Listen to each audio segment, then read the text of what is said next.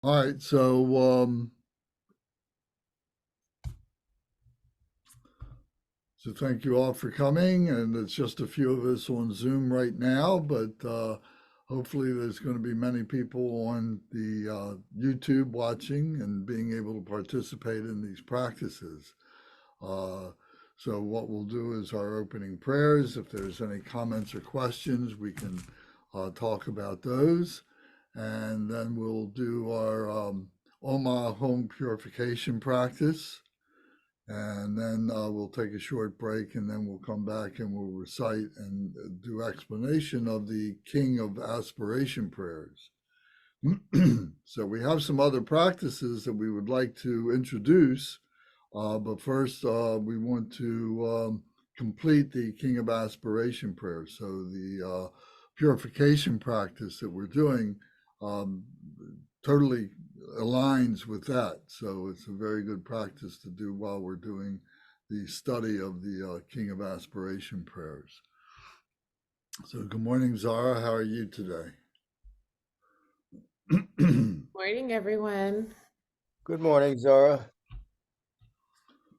Okay, so we begin with the opening prayers, the altruistic motivation. All mother sentient beings, especially those enemies who hate me, obstructors who harm me, and those who create obstacles on my path to liberation and omniscience. May they experience happiness, be separated from suffering, and swiftly I will establish them in the state of unsurpassed, perfect, complete, and precious Buddhahood. All mother sentient beings, especially those enemies who hate me, obstructors who harm me, and those who create obstacles on my path to liberation and omniscience. May they experience happiness, be separated from suffering, and swiftly I will establish them in the state of unsurpassed, perfect, complete, and precious Buddhahood. Dagla dangwa je pe dra no pa je pe geg. Tar pa dang tam she ken pe bar du jo pa je pa tam she ki so je pe. Manam ka dam yam pe sem chen tam she de wa dang den. Dug now dang drel nor du la na me pa yang dag pa zog pe zhang shu bren po she to pa zha. Thus, until I achieve enlightenment, I perform virtuous deeds with body, speech, and mind. Until death, I perform virtuous deeds with body, speech, and mind. From now until this time tomorrow, I perform virtuous deeds with body, speech, and mind. Te she du sang ma ge gi bar du lu na gi sam ge wa la ko. Ma she bar du lu na gi sam ge wa la ko. Du de ring ne song te ni ma sang ta sam gi bar du lu na gi sam ge wa la ko. We take refuge in the kind root and lineage lamas. We take refuge in the deities of the mandalas of the yidams. We take refuge in all the exalted Buddhas. We take refuge in the perfect Dharma. We take refuge in the excellent order of the Sanghas. We take refuge in all the noble Dakas, Dakinis, and Dharma guardians, possessors of the eye of wisdom. We take refuge in the kind root and lineage lamas. We take refuge in the deities of the mandalas of the yidams. We take refuge in all the exalted Buddhas. We take refuge in the perfect Dharma. We take refuge in the excellent order of the Sanghas. We take refuge in all the noble Dakas, Dakinis, and Dharma guardians, possessors of the eye of wisdom. Trinsen Sawadan Grupa Jepe Palden Lama Dampa Namla Kapsu Chio Yidam Kilgorgi La Sok Namla Kapsu Chio Sange Chom Dende Namla Kapsu Chio Kampe cho nam la kapsu chio. Pape ge du nam la kapsu chio. Pawo ka jo cho kyung song me song yeshe gi chang dang demba nam la kapsu chio. Until I attain the heart of enlightenment, I take refuge in all the Buddhas. I take refuge in the Dharma, and likewise in the assembly of the Bodhisattvas. As the previous Buddhas embraced the enlightened mind and progressed on the Bodhisattva's path, I too, for the benefit of all sentient beings, give birth to bodhicitta and apply myself to accomplish the stages of the path. Until I attain the heart of enlightenment, I take refuge in all the Buddhas. I take refuge in the Dharma, and likewise in the assembly of the Bodhisattvas. As the previous Buddhas embraced the enlightened mind and progressed on the Bodhisattva's path, I too, for the benefit of all sentient beings, give birth to bodhicitta and apply myself to accomplish the stages of the path.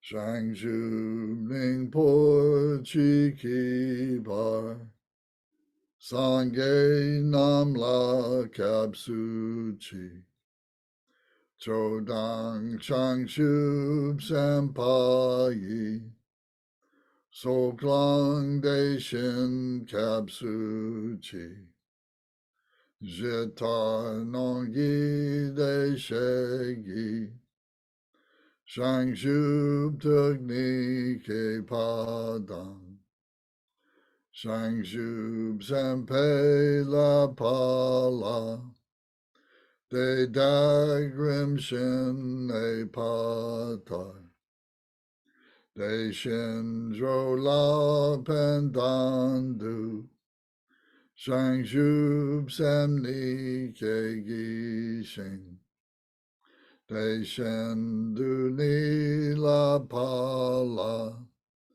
Rimpa Shin Du La Pa Ji O.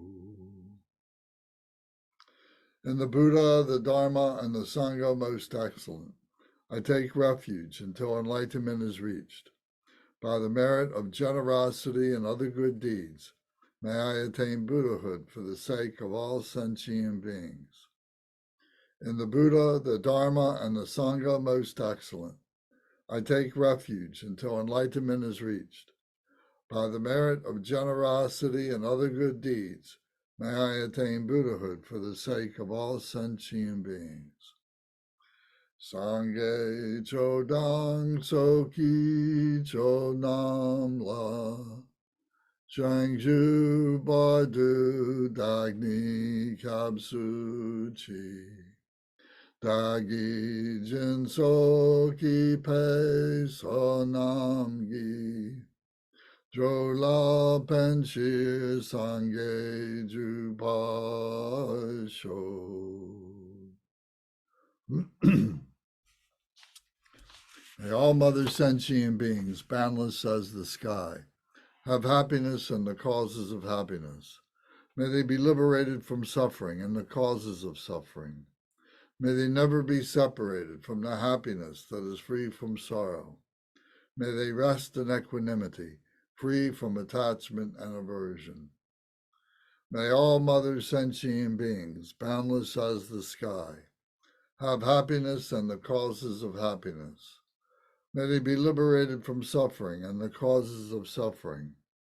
May they never be separated from the happiness that is free from sorrow. May they rest in equanimity, free from attachment and aversion. Manam kadam yam pesem centam she dewadang dewe gurdang dampar jurchi. Dug now dang dunau gi gudang drawar jurchi. Dug now me pe dewadang midra war jurchi. Nei ring jag dang ni dang dra wei tang nam la ne pa jor chi.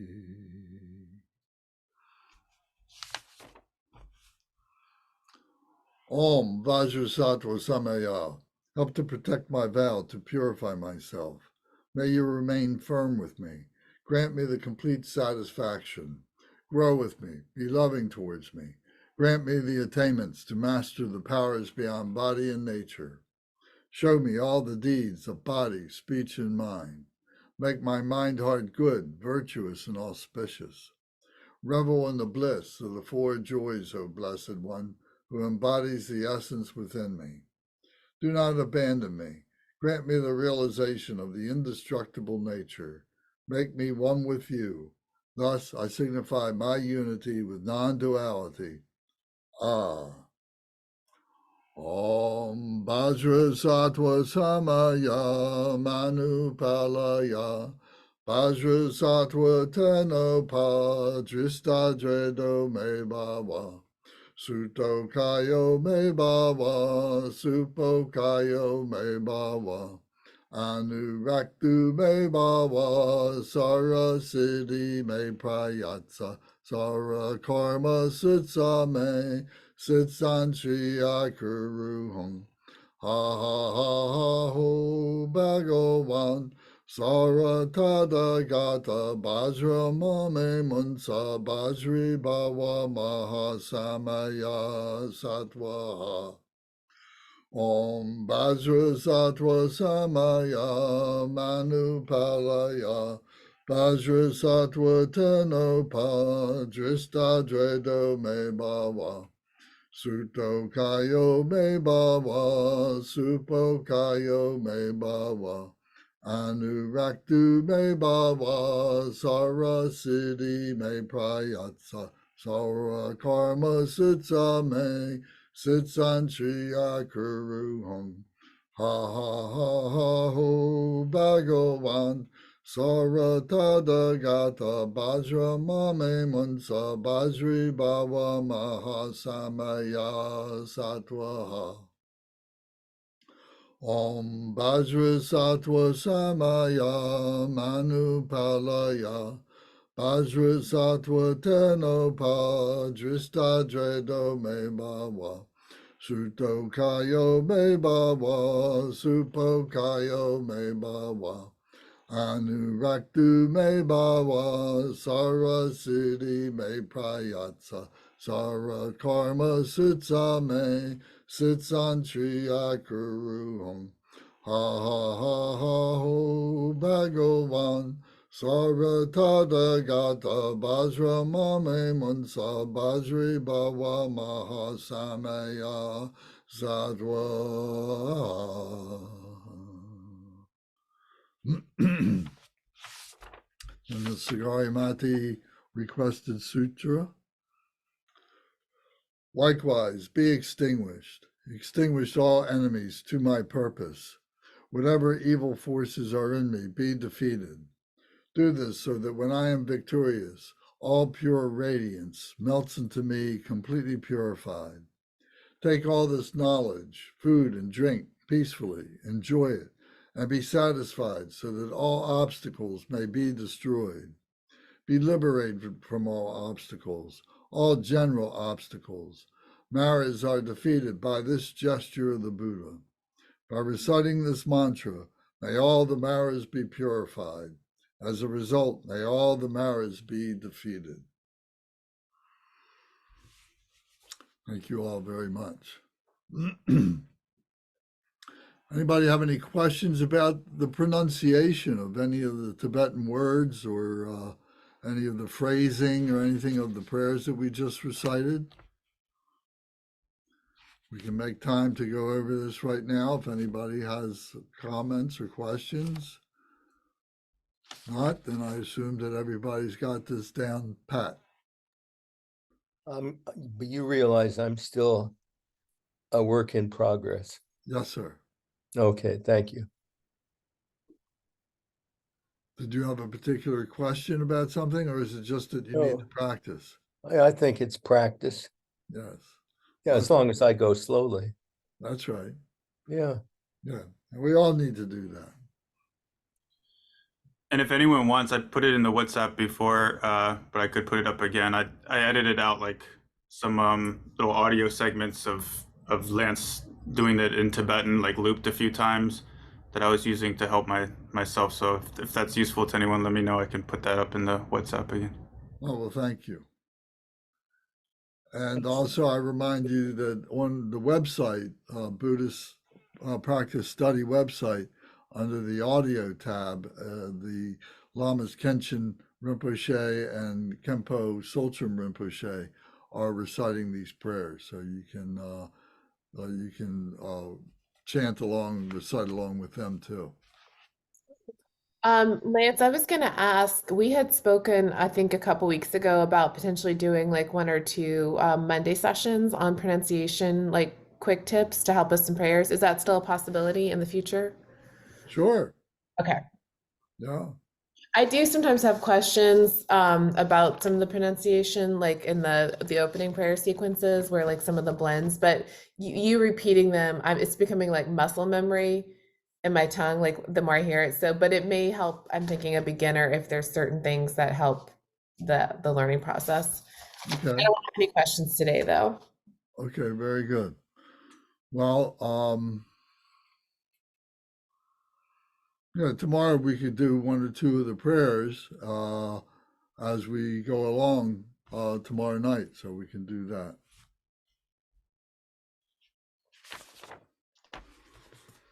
Okay, so does no other comments or questions? What do you think about the King of Aspiration prayers? Has that been something that you've all been engaged in? Has it been I helping? mean, for me, like right now, what I'm just working on is when to put it in. I find it takes me about 12 to 15 minutes to do without rushing it. And so I'm trying to build that into my like a routine because I was writing it down as a daily intention, like doing this as part of my spiritual. Now it's become so like a warm hug. It feels just really good to do. Um, so I'm trying to figure out logistically. That's kind of my update on it. Like I did it for like 7 or 10 days where I wrote it down and then it just started happening and I benefited from actually feeling really peaceful afterwards. Good. I'll suggest one thing to you, and that is to create an outline just of the blue headings. So you see an order, you can see, what is being conveyed here just in the bullet forms in the so that would be very helpful, I think. These are techniques, to help study. Why, why do you suggest that? Well, like I said, it helps to create a context of what the prayer is. Sometimes we do the prayer and it's good, but to understand, well, what is the significance of the prayer or the parts of the prayer in relation to each other? So, in other words, the first part are the preliminaries for purifying the mind. So then there's the 7 preliminaries, prostration, offering, etc., like that. And then it becomes the actual aspiration. Here is the actual aspiration part of the prayer. So there's 1, 2, 11. So that goes through quite a bit of what that is. Then it comes to the benefits of making the prayers. And what the benefits are, then the dedication of the merits for this meritorious aspiration, excuse me. So it's just a means of being able to categorize, to get an order of what's being done here. That makes sense. Thank you. Lance, is this an opportune time where I would just as this a spur question, light the butter lamp? Is this a good Yes. time? Okay, I'm gonna do that. Okay, I want to do that. I've been saving it because I wasn't sure. Okay.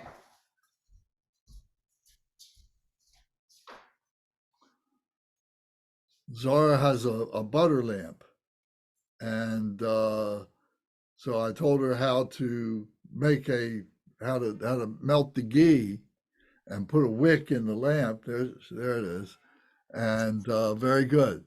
So now let me see. It looks like that wick is a little bit long.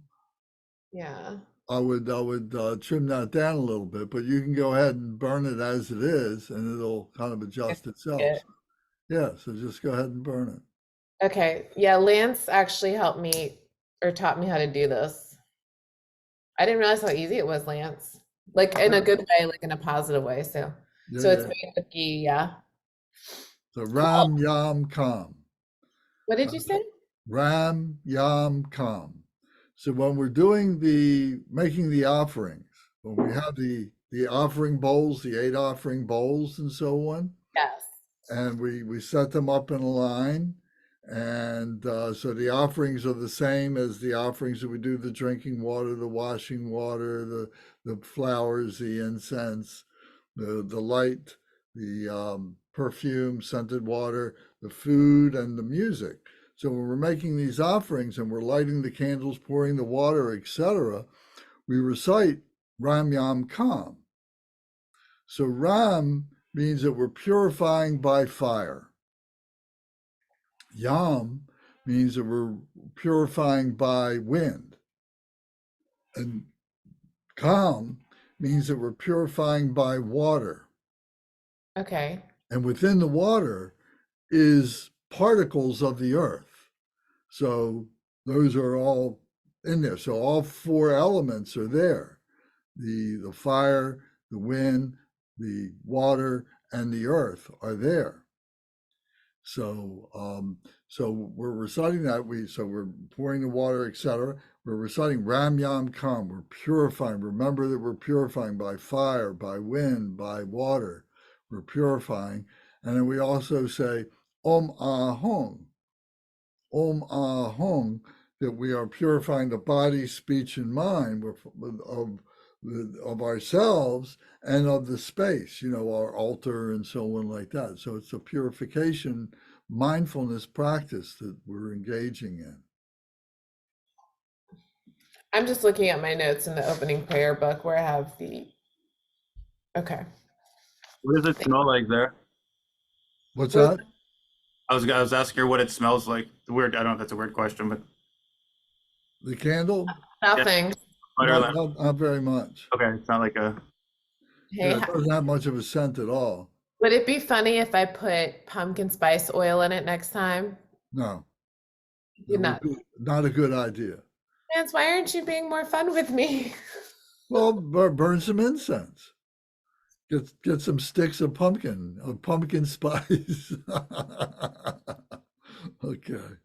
Come on. You gotta laugh a little bit in this human form. Yeah. Well, the thing is that some of those additives that you put into the ghee may impede the burning. You're right. It may not be combustible. You're I right. used to put beeswax, Yeah. and it really retarded the burning of the ghee. Okay, I see what you mean. I mean, it's quite. I may become like a ghee candle maker now. Yeah, it's You inspired me, and Lance. you can buy big jars. You can buy like 2-pound containers of the ghee. Matt and Mark, would you guys like me to make you one? Because he sent me with a whole bunch of supplies and wick. Yeah. Mark, when's your birthday? It's May the 4th. Oh, That's wow. great. Okay, Matt just had his birthday, so maybe there's some birthday presents coming for Keith. That's very sweet. Thank you, Lance. You're welcome. All right, so now we should get on with our practice for today. Sunday is our practice day, so we're going to do the Om Ah Hung Purification Practice. So we've been doing this regularly now for the past 4 or 5 weeks. So hopefully it's making an impression within your mindfulness and helping you to become familiar with the meditation mind, because the the repetition of doing the chanting and so on, being familiar with it, just flowing with it and so on, allows us to just relax and then have that meditative experience when we come to the meditation part. But even while we're doing the chanting, that the chanting just kind of comes very naturally, very effortless, and that our mind just kind of rests with the chanting. So I hope that that's helping you. We do 1 mile around for each of these chants, for each of these visualizations. But if you wanted to do this on your own, there's no reason why you can't do 2 mile arounds or 3 mile arounds, and you can increase the time in which you're doing these chantings to get more experience with it, to get more benefit with it. So you can certainly do that. It doesn't have to be 1 mile around. So if everybody is seated in the proper position with your back straight, the 7-point posture of Varanchana, your back straight and so on, and your hands 4 inches below your navel are the main body positions. Your shoulders are back, staying relaxed. When you breathe, breathe deeply, breathe down through your both nostrils down to your navel. You're pulling the air all the way in. As you do that, your diaphragm expands, your belly expands. You can feel your belly coming out. And then as you are reciting, the air is coming up from your belly. It's not coming up. If we breathe shallow, we have more difficulty in being able to maintain the chanting. So breathe deeply. It takes a lot of practice to do this, continuing practice. Even the great singers, opera singers, and so on like that, practice breathing deeply. It's not something that comes natural to us, so we have to work at it. So we sit in the meditation position. We can open our eyes, close our eyes, whichever is better. I'm going to recite the instructions, so you don't need to keep your eyes open. I suggest you keep your eyes closed in the beginning at least. So first we visualize a white at our forehead, and a red Ah at the throat, and a blue Hung at the heart. And we recite the mantra, Ah Hung. So as the first mile around is recited, a white fire emanates from the at the forehead and burns away all the physical obscurations, all the physical blockages, all the sickness, all the negative karma and bodily obscurations are consumed by this wisdom fire of the white at the forehead. So visualize this as we're reciting the mantra, Om Ah Hung. Visualize this white fire burning away all the negativities, all the impurities of the body being purified. Om Ah Hung, Om Ah Hung, Om Ah Hung, Om Ah Hung, Om Ah Hung, Om Ah Hung, Om Ah Hung, Om Ah Hung, Om Ah Hung. Om Ah Hung, Om Ah Hung, Om Ah Hung, Om Ah Hung, Om Ah Hung, Om Ah Hung, Om Ah Hung, Om Ah Hung, Om Ah Hung.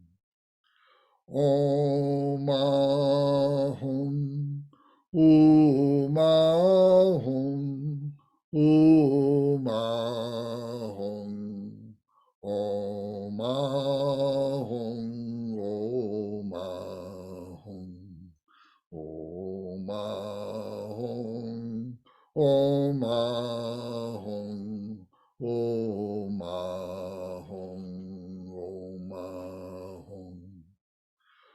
Om Ahum, Om Ahum, Om Ahum, Om Ahum, Om Ahum, Om Ahum, Om Ahum, Om Ahum, Om Ahum.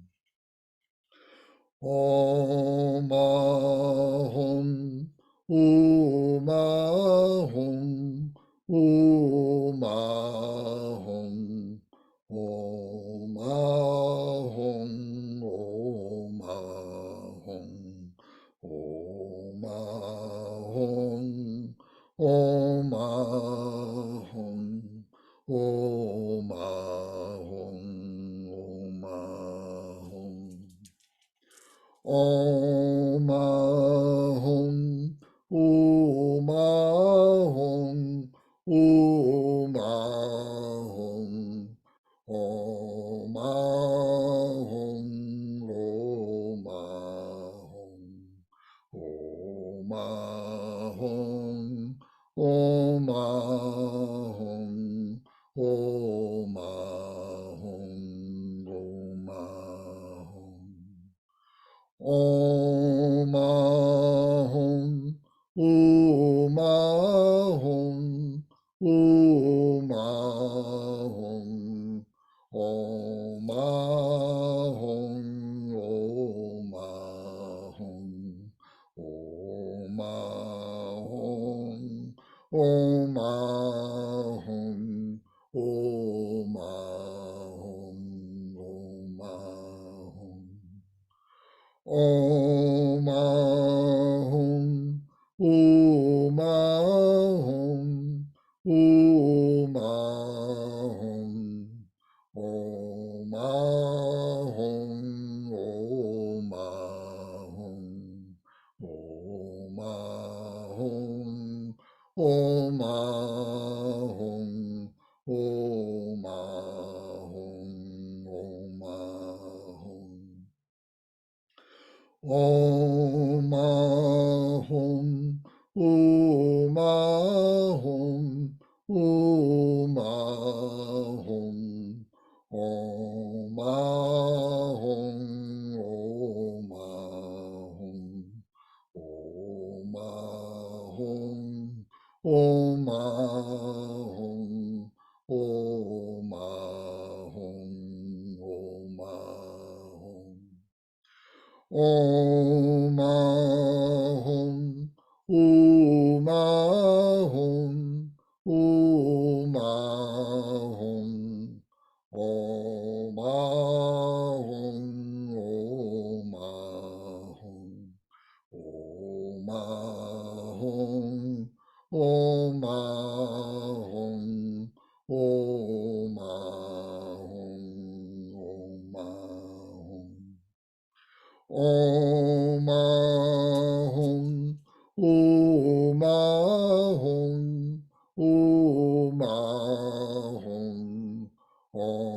Ahum, Om Ahum, Om Ahum, Om Ahum, Om Ahum, Om Ahum.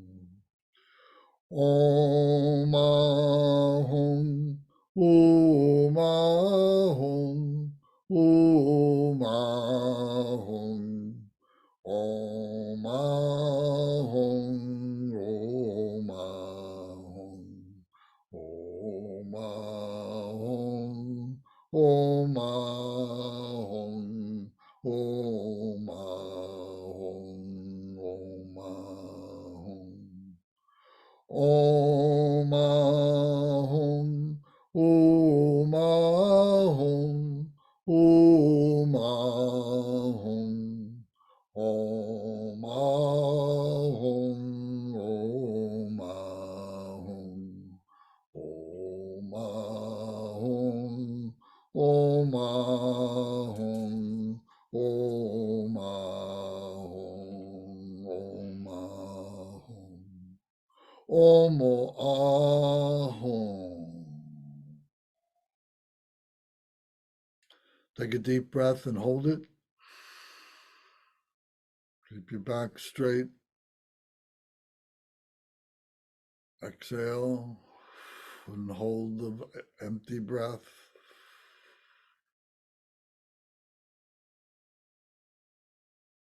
Stay relaxed and breathe normal at your own pace.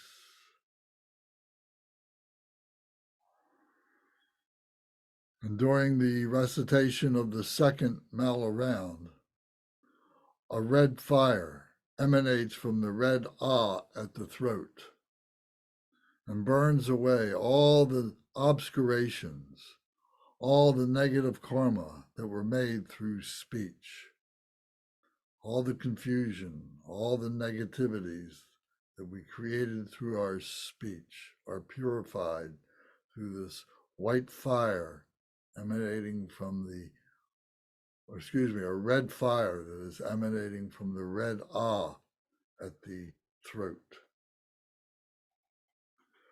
Om Ahum, Om Ahum, Om Ahum, Om Ahum, Om Ahum, Om Ahum, Om Ahum, Om Ahum, Om Ahum. Om Ahum, Om Ahum, Om Ahum, Om Ahum, Om Ahum, Om Ahum, Om Ahum, Om Ahum, Om Ahum. Om Ahum, Om Ahum, Om Ahum, Om Ahum, Om Ahum,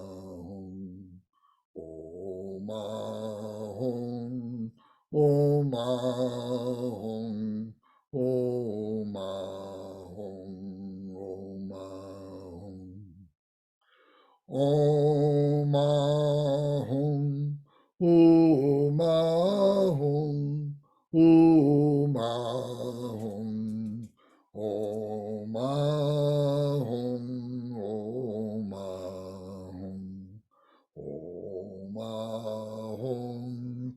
Om Ahum, Om Ahum, Om Ahum. Om Ahum, Om Ahum, Om Ahum, Om Ahum, Om Ahum, Om Ahum, Om Ahum, Om Ahum, Om Ahum. Om Ahum, Om Ahum, Om Ahum, Om Ahum, Om Ahum, Om Ahum, Om Ahum, Om Ahum, Om Ahum. Om Ahum, Om Ahum, Om Ahum, Om Ahum,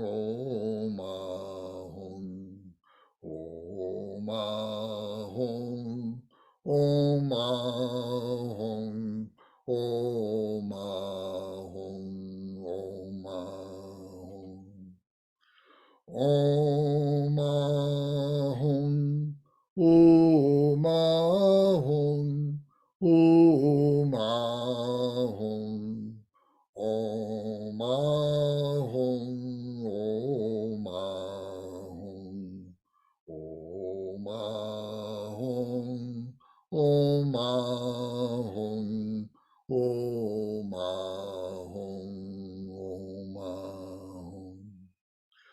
Om Ahum, Om Ahum, Om Ahum, Om Ahum, Om Ahum, Om Ahum, Om Ahum, Om Ahum, Om Ahum. Om Ahum, Om Ahum, Om Ahum, Om Ahum, Om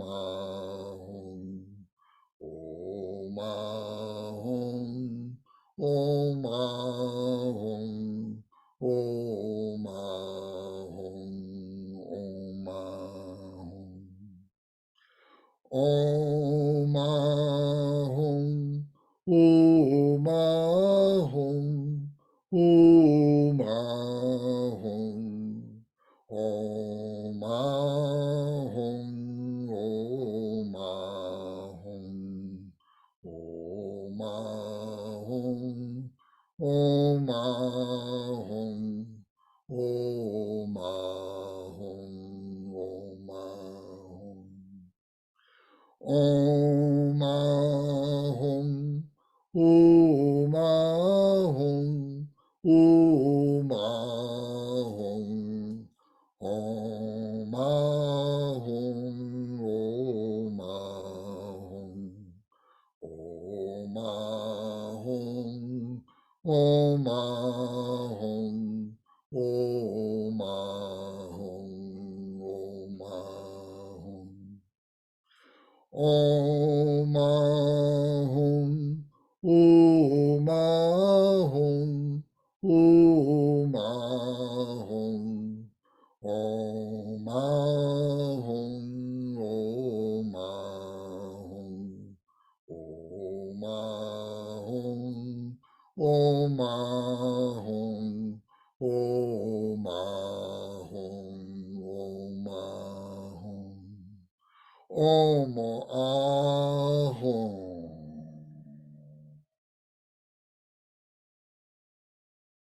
Take a deep breath and hold it. Keep your back straight.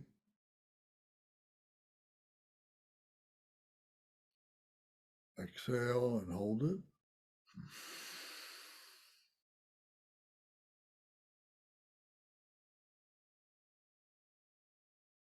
Relax and breathe normal. During the third mala round,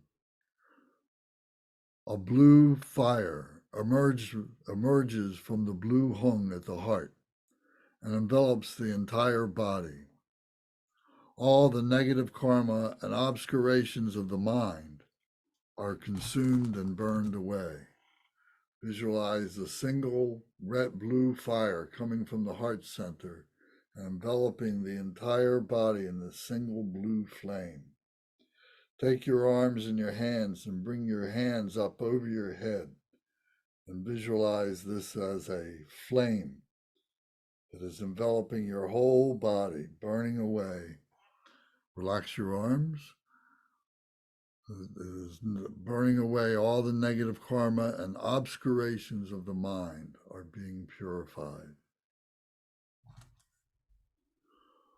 Om Ahum, Om Ahum, Om Ahum, Om Ahum, Om Ahum, Om Ahum, Om Ahum, Om Ahum, Om Ahum.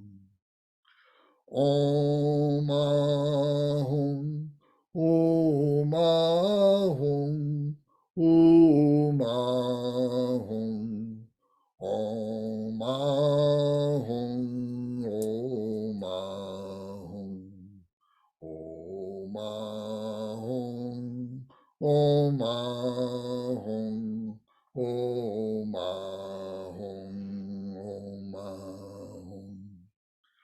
Om Ahum, Om Ahum, Om Ahum, Om Ahum, Om Ahum, Om Ahum, Om Ahum, Om Ahum, Om Ahum.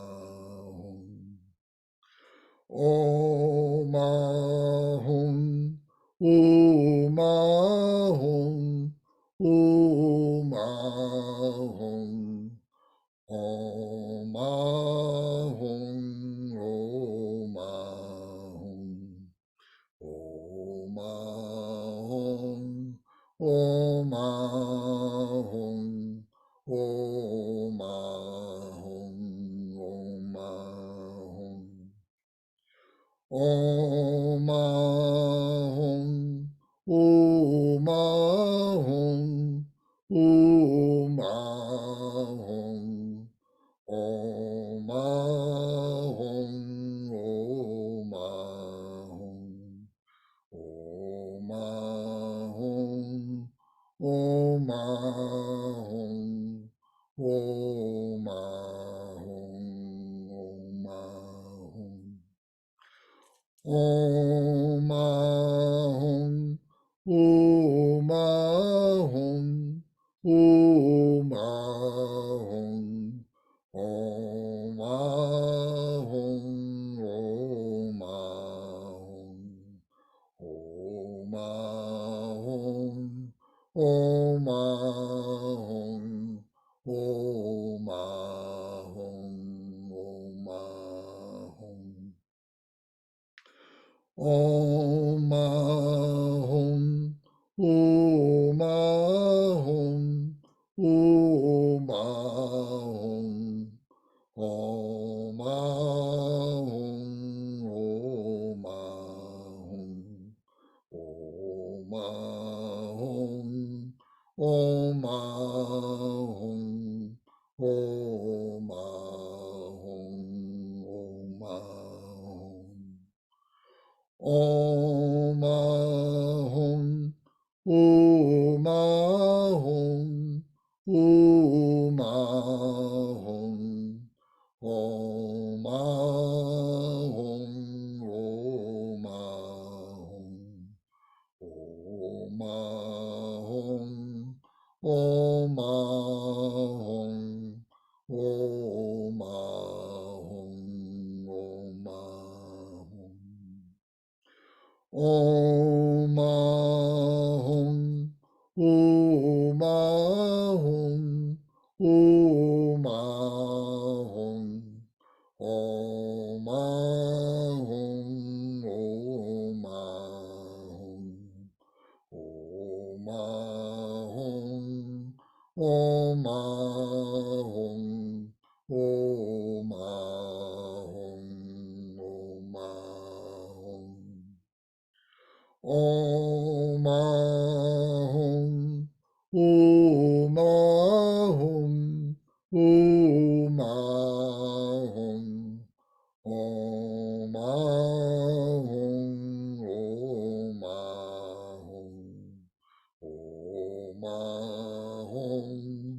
Om Ahum, Om Ahum, Om Ahum. Om Ahum, Om Ahum, Om Ahum, Om Ahum, Om Ahum, Om Ahum, Om Ahum, Om Ahum.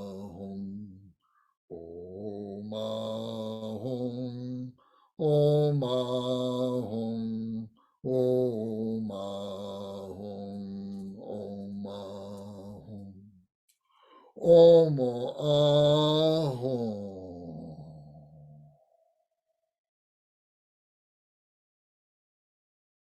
Take a deep breath and hold it.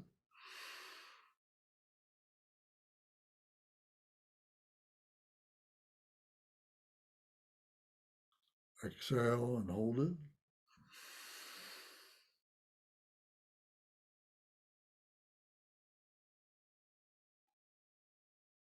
Relax and breathe normal. Now the dissolution. So with this last mantra recitation, we visualize the white Om at our forehead dissolving into the red Ah at our throat. And the red Ah from our throat dissolves into the blue Hung at our heart. And the blue Hung rises up from the bottom, disappearing, disappearing, disappearing, becoming invisible as it goes into the emptiness. We're visualizing the white Om, the red Ah, the blue Hung, dissolving one another into each other, into the Hung, rising from the bottom to the top of the Hung. At the top of the Hung is a flame, a single flame that we visualize, and it becomes invisible. And then we just relax, rest the mind without investigation or discrimination, and just be aware. And catch a glimpse of the nature of the mind and meditate in that state.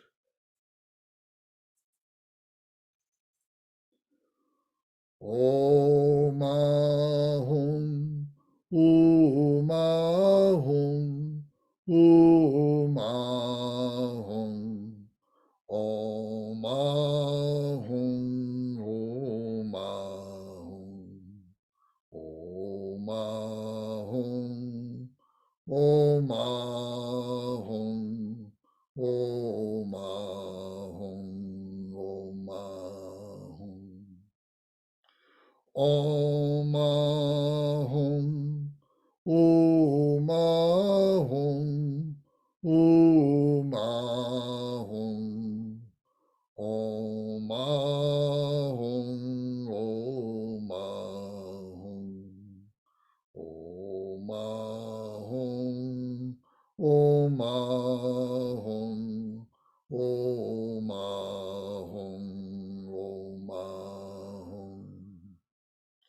Om Ahum, Om Ahum, Om Ahum, Om Ahum, Om Ahum, Om Ahum, Om Ahum, Om Ahum, Om Ahum. Om Ahum, Om Ahum, Om Ahum, Om Ahum, Om Ahum,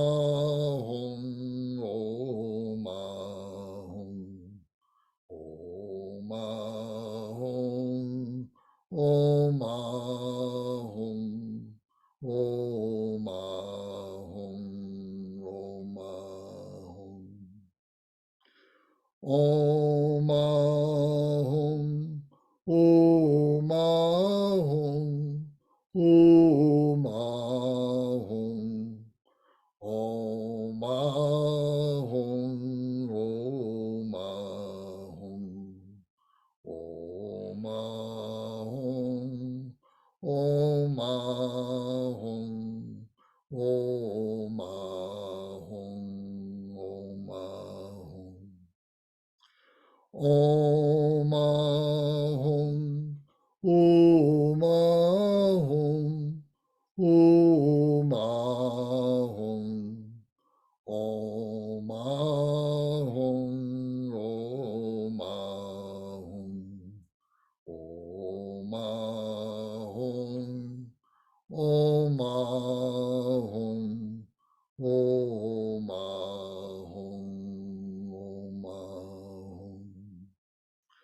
Om Ahum, Om Ahum, Om Ahum, Om Ahum, Om Ahum, Om Ahum, Om Ahum, Om Ahum, Om Ahum. Om Ahum, Om Ahum, Om Ahum, Om Ahum, Om Ahum, Om Ahum, Om Ahum, Om Ahum, Om Ahum. Om Ahum, Om Ahum, Om Ahum, Om Ahum, Om Ahum, Om Ahum, Om Ahum, Om Ahum, Om Ahum. Om Ahum, Om Ahum, Om Ahum, Om Ahum, Om Ahum, Om Ahum, Om Ahum, Om Ahum, Om Ahum. Om Ahum, Om Ahum, Om Ahum, Om Ahum, Om Ahum, Om Om Ahum, Om Ahum, Om Ahum. Om Ahum.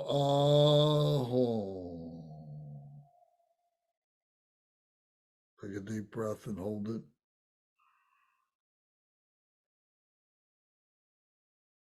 Exhale and hold it. Stay relaxed, visualizing the white Om dissolving into the red Ah, the red Ah dissolving into the blue Hum,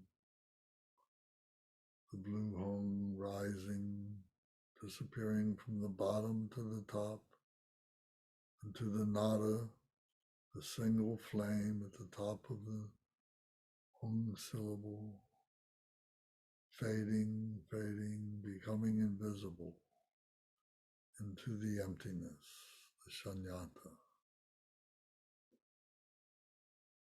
Just rest the mind without investigation, without discrimination. Just be aware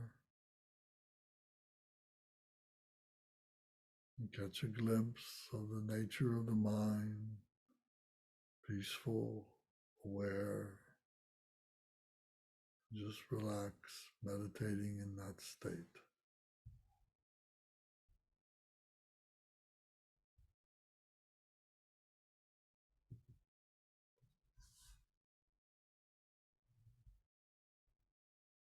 You meditate for 15 minutes.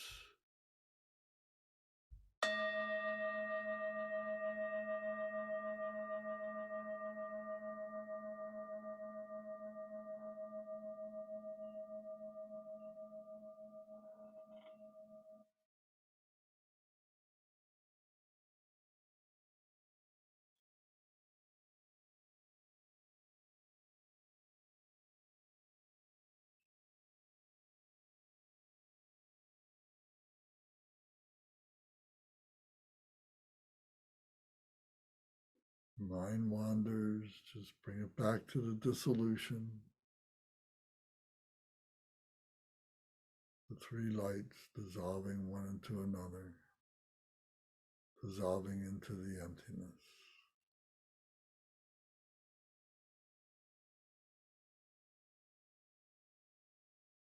As thoughts come into our mind, and just let them drift through, not holding on, just letting them go. Just be peaceful and breathe.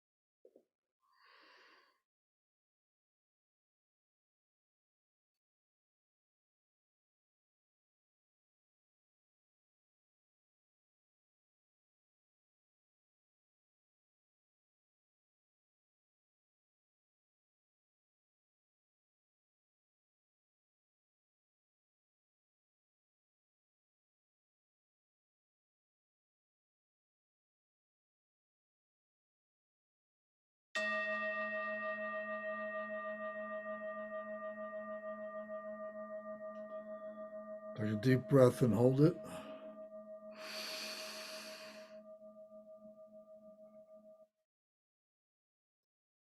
Exhale and hold it.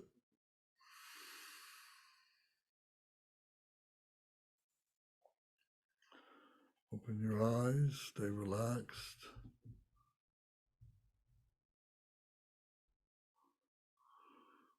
Okay, we'll take a break now. Try and maintain your peacefulness, your state of meditation, your samadhi. Be quiet. Try not to upset yourself in any way. We'll come back in 20 minutes at 10 minutes to 11 o'clock. Or 12, yeah, 10 minutes to 11.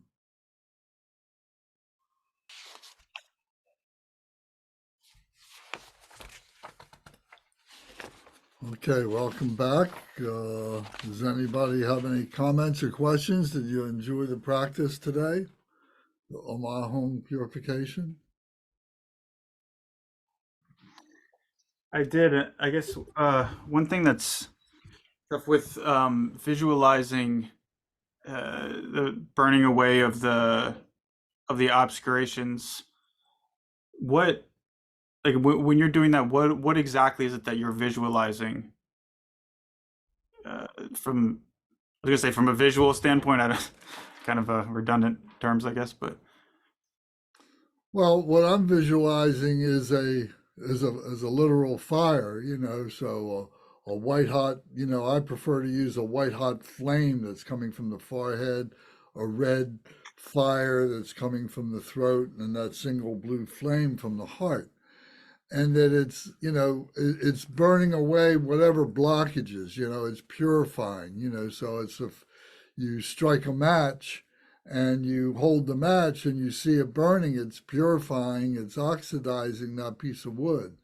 So I see that single flame as burning away, the blockages of the body, speech, and mind. I mean, literally like that, but not thinking, well, all these different things that I did or didn't do and so on like that, but just purifying for now. What happened in the past, I can't help except to say, I don't want to be attached to those things or have aversion to those things. So it's purifying that. But going forward now, being present, purifying the moment, purifying my body, speech, and mind now, and continuing that purification. yeah. That's Okay. how I view it. Are you are you visualizing the obscurations in some way, in the sense of like visualizing them as like, I don't know, black smoke or some kind of blockage, or just the flames in terms of the actual visual part of it? It's just like a vaporization, if they were material, it would just be a vaporization, just, going into emptiness, just burning away.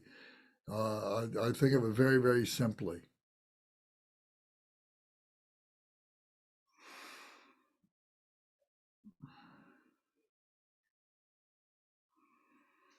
Okay. So, what we want to do is turn to the King of Aspiration Prayers. So we need to recite this from beginning to end. So, and then we'll come back and we'll continue our discussion on the meaning of the verses.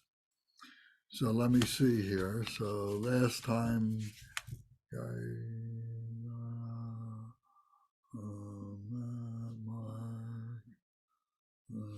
sorry.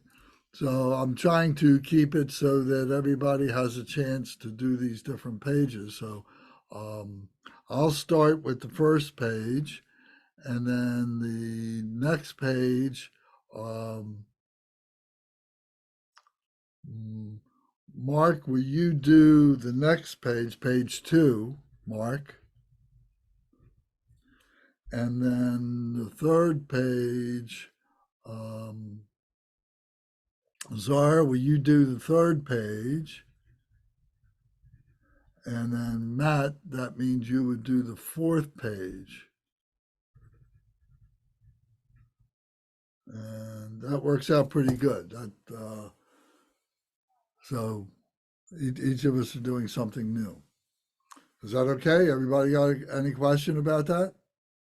No, it sounds good. Okay, good. All right, so I begin then.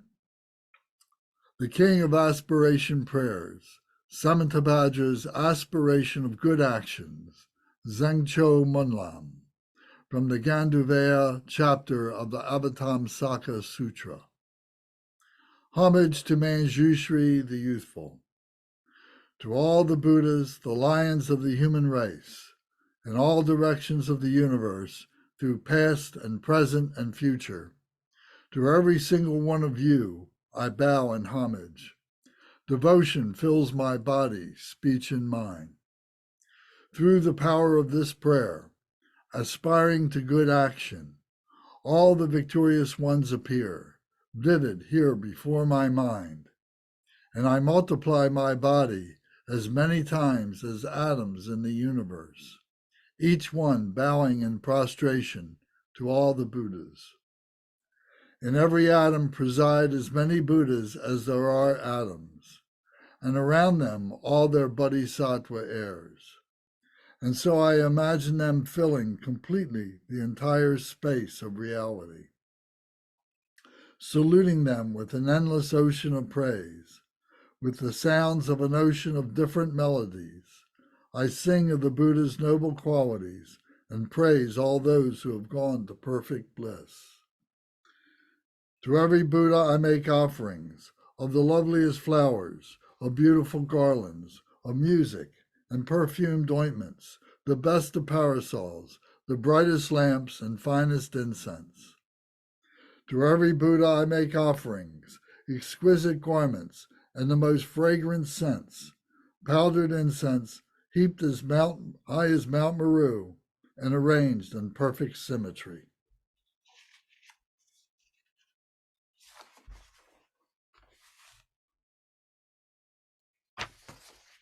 Then the vast and unsurpassable offerings inspired my devotion to all the Buddhas, and moved by the power in my faith and good actions, I prostrate and offer to all you victorious ones. Whatever negative acts I have committed while driven by desire or hatred and ignorance with my body, speech, and mind, and also with my mind, before you I confess and purify each and every one. With a heart full of delight, I rejoice in all the merits of Buddhas and Bodhisattvas, Pratyeka Buddhas, and those in training, and the Arhats beyond training, and every living being throughout the entire universe. You who are like beacons of light shining through the worlds, who passed through the stages of enlightenment to attain Buddhahood, freedom from all, I exhort you, all of you protectors, turn the unsurpassable wheel of Dharma. Joining my palms together, I pray to you who intend to pass into nirvana, remain for eons, as many as there are atoms in the world, and bring well-being and happiness to all beings. What little virtue I have gathered through my homage, through suffering, confession, and rejoicing, through exhortation and prayer, all of it I dedicate to the enlightenment of all beings.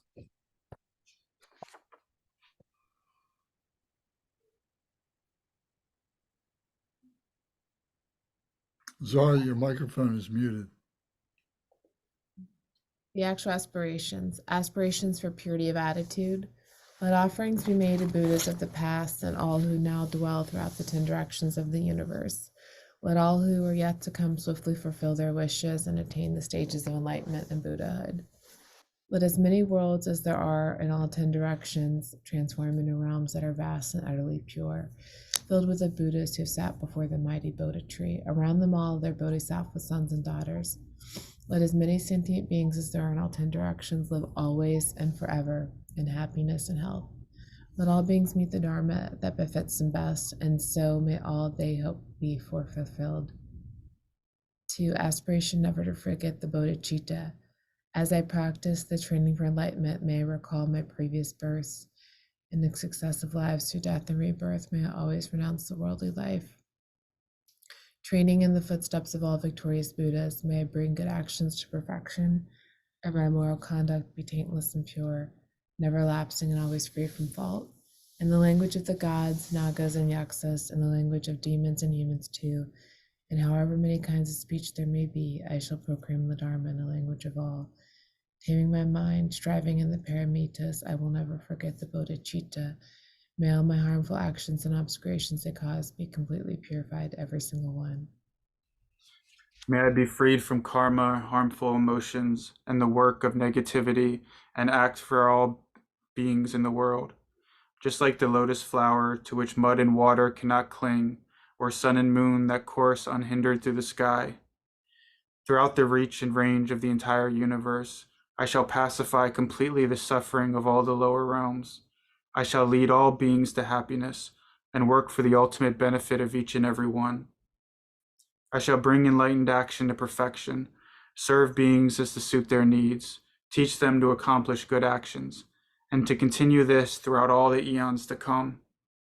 May I always meet and be accompanied by those whose actions accord with mine, and embody speech and mind as well. May our actions and aspirations always be one. May I always meet spiritual friends who long to be of true help to me and who teach me the good actions. Never will I disappoint them. May I always behold the Buddhas here before my eyes, and around them all their bodhisattvas, sons and daughters.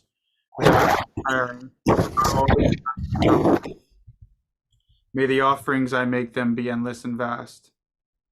May I maintain the sacred teachings of the Buddhas and cause enlightened actions to appear. May I train to perfection in good actions and practice these in every age to come. As I wander through all states of samsaric existence, may I gather inexhaustible merit and wisdom, and so become an inexhaustible treasury of noble qualities, of skill and discernment, samadhi and liberation. In a single atom, may I see as many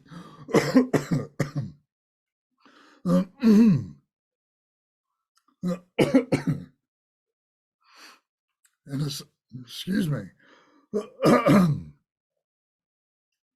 In a single atom, may I see as many pure realms as atoms in the universe, and in each realm, Buddhas beyond all imagining, encircled by all their bodhisattva heirs. Along with them, may I perform the actions of enlightenment. And so, in each direction, everywhere, even on the tip of a hair, may I see an ocean of Buddhas, all to come in past, present, and future, in an ocean of pure realms. And throughout an ocean of eons, may I enter into enlightened action in each and every one. Each single word of a Buddha's speech, that voice with its ocean of qualities, bears all the purity of the speech of all the Buddhas, sounds that harmonize with the minds of all living beings. May I always be engaged with the speech of the Buddhas. With all the power of my mind, may I hear and realize the inexhaustible melody of the teachings spoken by all the Buddhas of past, present, and future, as they turn the wheels of Dharma. Just as the wisdom of the Buddhas penetrates all future eons, so may I too know them instantly, and in each fraction of an instant may I know all that will ever be in past, present, and future.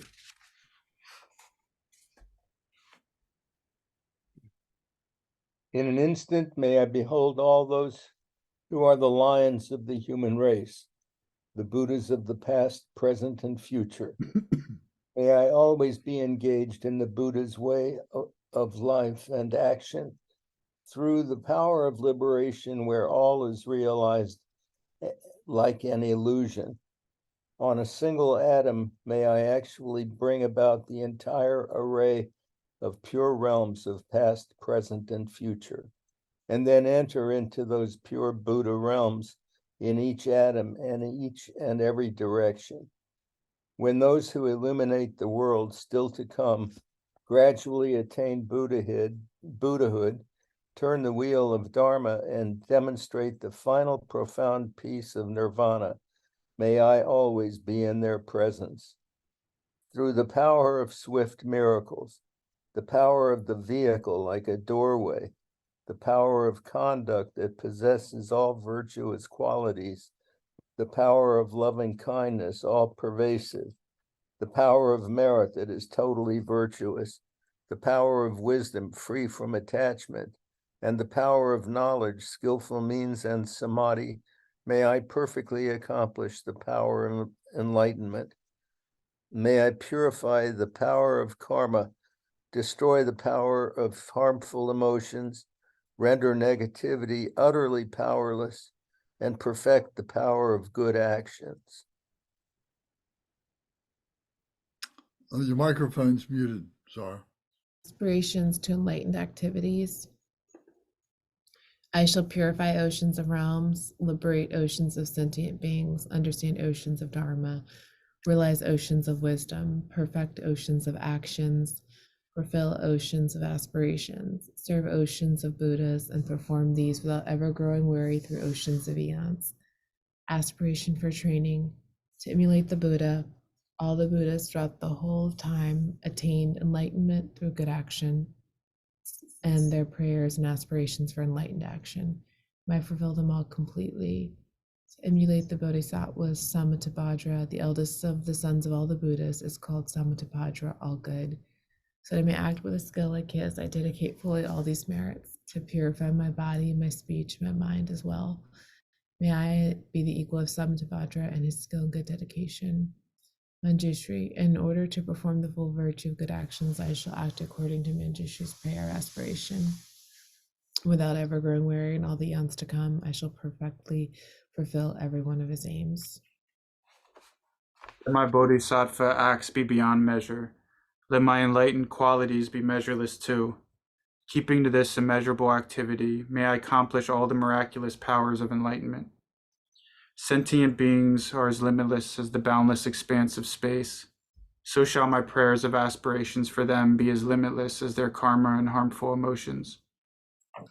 Whoever hears this king of dedication prayers and yearns for supreme enlightenment, who even once arouses faith, will gain true merit greater still. And by offering the victorious Buddhas infinite pure realms in every direction, all ornamented with jewels, or offering them all the highest joys of gods and humans, for as many eons as there are atoms in those realms. Whoever truly makes this aspiration to good actions will never again be reborn in lower realms. They will be free from harmful companions and soon behold the Buddha of boundless light.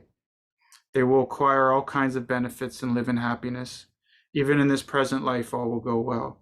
And before long, they will become just like Samantabhadra. All negative acts, even the 5 of immediate retribution, whatever they have committed in the grip of ignorance, will soon be completely purified if they recite this aspiration of good actions. They will possess perfect wisdom, beauty, and excellent signs, be born in a good family and with a radiant appearance. Demons and heretics will never harm them, and all 3 worlds will honor them with offerings.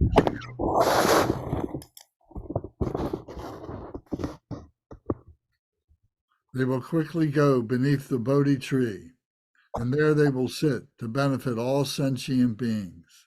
Then awaken into enlightenment, turn the wheel of Dharma, and tame Mara with all his hordes. The full result of keeping, teaching, or reading this prayer of aspiration of good actions is known to the Buddhas alone. Have no doubt, supreme enlightenment will be yours. Just as the Bodhisattva Manjushri attained omniscience, and Samantabhadra too, all these merits now I dedicate to train and follow in their footsteps. As all the victorious Buddhas of the past, present, and future praise dedication as supreme, so now I dedicate all these roots of virtue for all beings to perfect good actions. When it is time for me to die, let all that obscures me fade away, so I look at Amitabha there in person, and go at once to his pure land of Sukhavati. In that pure land, May I actualize every single one of all these aspirations and fulfill them, each and every one, and bring help to beings for as long as the universe remains.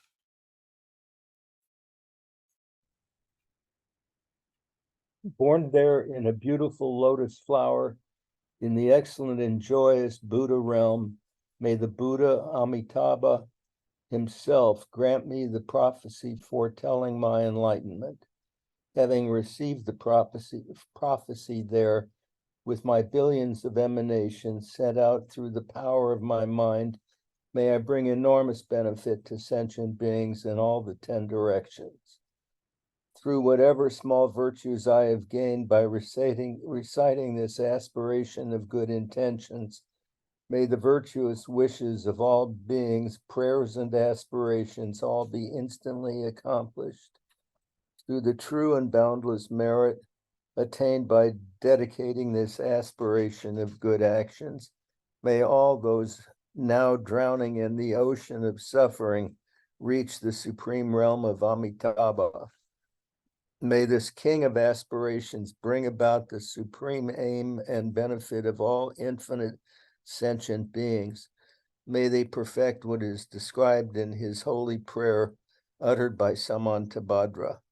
May the lower realms be entirely emptied. That's the end of the prayer. Words of truth to accomplish aspirations. By the blessings of the Buddhas who have attained the 3 kayas and the unchanging truth of reality, as well as the unwavering aspiration of the Sangha, may all the aspirations and dedication prayers be fulfilled. Very good. Thank you.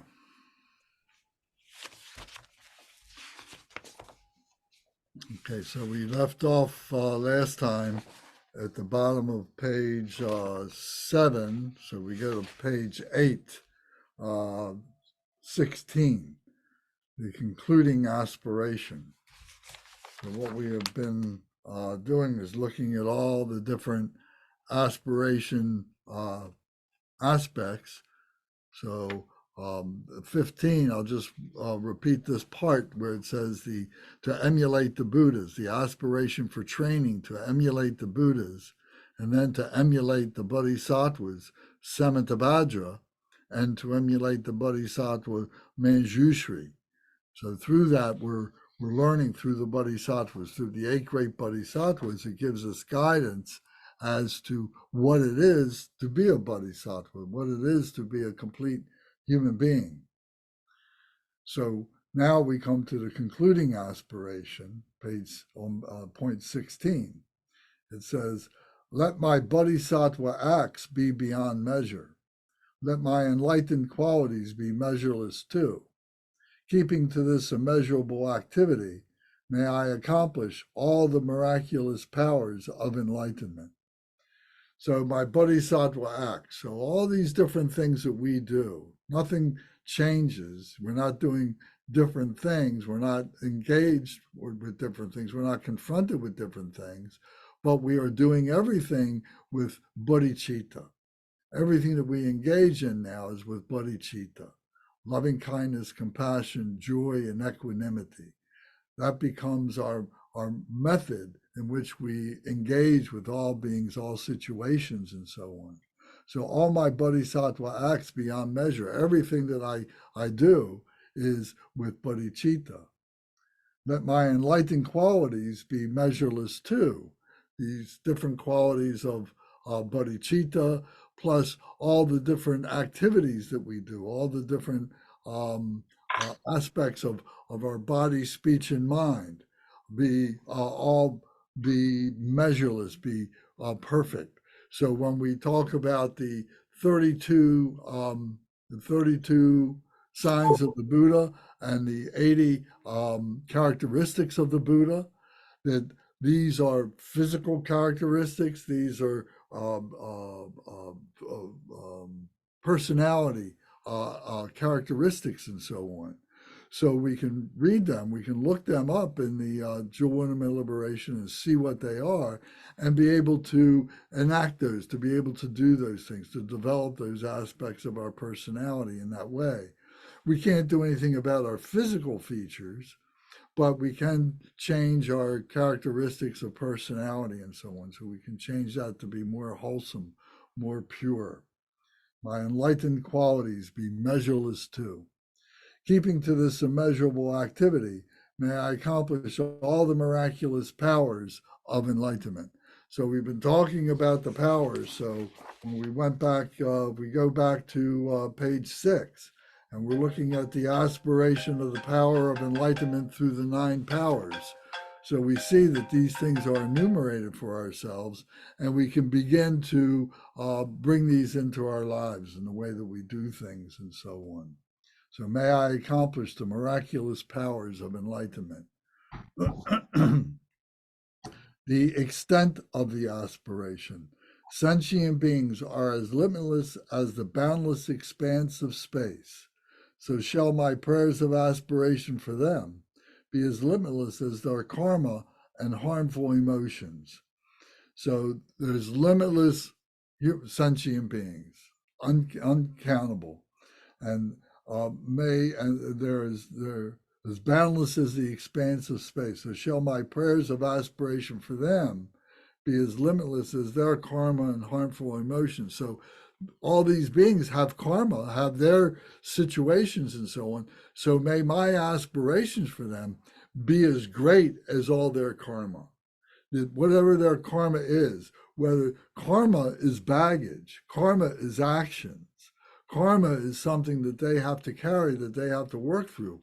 What we are trying to do is to neutralize karma. We're trying to neutralize our karma. But so we're trying to be able to help other beings through our purification, that we rise to whatever occasion comes up from these beings as we confront these beings, as they confront us. So we need to be able to be greater. Our power of method needs to be greater than their power of their karma, of their emotions, of their negativity, of their positivity, to their egos, and so on like that. We need to be greater than that. Greater in the sense of more powerful, not greater in the sense of being better. I'm better than them, or something like that. It's not that. It is being more powerful to be able to help them to overcome, for us to be able to overcome our negativities, our confusions, our attachments and aversions and so on. So through our method, we're able to do that. There are other sutras that go into a great deal of detail about what it is to be a bodhisattva. Even within this whole sutra here of good actions, of samadhi, and of what it is to be a holy being. So talking about this Avatamsaka Sutra, talking about the Samadhi Sutra, the King of Samadhi Sutra, and about the sutra that's called the Questions of Sagaramati Sutra. So we do that prayer and when we begin the Sagaramati requested sutra, and Sagaramati is this great bodhisattva that comes from another system, if you will, and is beseeching the Buddha, our Buddha, to teach him what it is to be a bodhisattva in this world, in this human world. So by reading these sutras, studying these sutras, we learn more about what it is to be a bodhisattva. It nurtures us. It gives us more support in understanding what the causes of being a bodhisattva is, how to maintain that. So by indulging in those kinds of teachings and readings is very, very beneficial. So it's all part of this aspiration that we aspire to do that. And then there are methods to be able to help us to realize those, for those aspirations to come to fruition. So the benefits of making the aspirations now, it says the benefits of making aspirations in general. It says, whoever hears this king of dedication prayers and yearns for supreme enlightenment, who even once arouses faith, will gain true merit greater still than by offering the victorious Buddhas infinite pure realms in every direction, all ornamented with jewels, or offering them all the highest joys of gods and humans for as many eons as there are atoms in those realms. So this is an interesting passage. This section right here is very interesting because a lot of people will build great structures for the sake of the Dharma. They will build Dharma centers. They will print books. They will organize meetings and so on. They will do many things. They will move from one place to another to facilitate all of this, to help more and more beings come.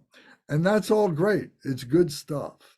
But the best is your practice. If you can develop your own practice, some people will do those physical things as a means of their practice, but they hold back from doing their own personal practice of being able to become a bodhisattva themselves, to become a Buddha themselves. So the point is being made here that by being on the path is greater than building all these buildings, is greater than printing all these books, is better than organizing all these teachings and so on. If you can resolve yourself to becoming a bodhisattva, that is the greatest aspiration. That is the greatest fruition to become a Buddha that we can do.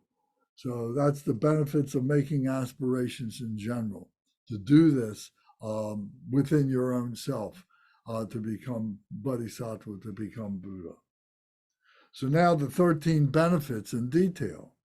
It says, whosoever truly makes this aspiration to good actions will never again be reborn in lower realms. They will be free from harmful companions and soon behold the Buddha of boundless light. So this means that we remain in the three higher realms of the human realms, not the three lower realms, the animal realm, the hungry ghost realm, or the hell realms. That we be reborn as a human being, be reborn as a demigod, a jealous god, or to be reborn as a deva god, is better than those three lower realms. So we're giving ourselves the merit in order to be reborn in the higher realms, to be free from harmful companions, to be able to make the choices when confronted with the possibility of friendship with those who are non-wholesome and so on, that we reject that. We decide not to do that. And that we can do that now as we move forward and so on, to recognize who is going to be helpful to us and who is going to be difficult for us. So we need to be able to make those pure choices. The next stanza says, they will acquire all kinds of benefits and live in happiness. Even in this present life, all will go well. And before long, they will become just like Samantabhadra. So we see that as we become more and more virtuous, as we become more and more pure, as we are going through all these different practices and so on of purification, we become happier. We become more satisfied. Things around us become easier. The things that once were difficult to us, we just move right through. They don't block us. They're not obscurations to us anymore. We have a clarity in how to deal with these situations so they don't impede us. They may be difficult situations. They may be teetering on non-virtue. But at the same time, we're able to maintain our engagement with them without falling over the edge of becoming into that non-virtue. We're able to maintain that virtue throughout the engagement with these things. So it says that we become just like Samantabhadra. Samantabhadra is the Bodhisattva Samantabhadra, who is the Bodhisattva of devotion.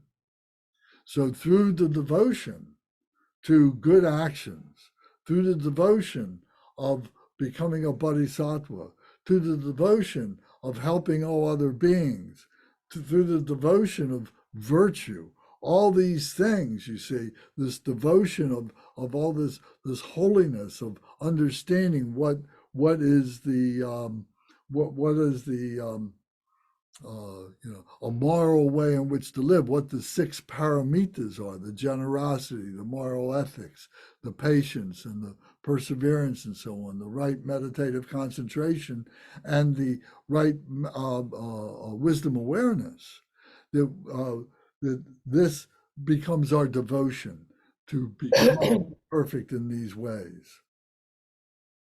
So then the next stanza says, all negative acts, even the 5 of immediate retribution, whatever they have committed in the grip of ignorance, will soon be completely purified if they recite this aspiration of good actions.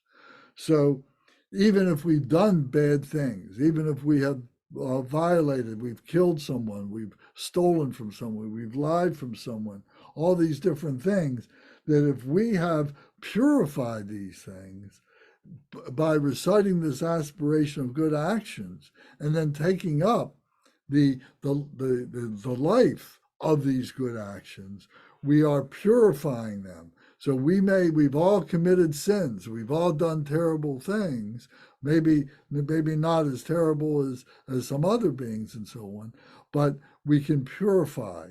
And this good actions, this aspiration of good actions, helps us to remember, to identify, and to be able to keep ourselves on track to become virtuous beings. The next stanza says, they will possess perfect wisdom, beauty, and excellent signs, be born in a good family and with a radiant appearance. Demons and heretics will never harm them, and all 3 worlds will honor them with offerings. So as we are perfecting this, even in this life, no matter who we are, no matter what we look like, as we begin to become more virtuous, as we become more happy and so on like that, our demeanor changes, our facial expressions change, our body positions change. We may still be not as good looking as other people, but now all of it, because of our virtue, that whatever we look like becomes more beautiful. We become happier. We have smile on our face. So the things that we may have thought were holding us back, that were signs of our non-virtue, now be overcome. And we become good-looking beings. We become happy beings. We have excellent signs. We're dressing properly. Our stature is better and so on like that. We're happier people. And that we have a good family that surrounds us. It may not be our blood family. We may not be able to change that, but our friends and our spiritual family now is all surrounding us in the goodness and the virtue. All with radiant appearance, it says.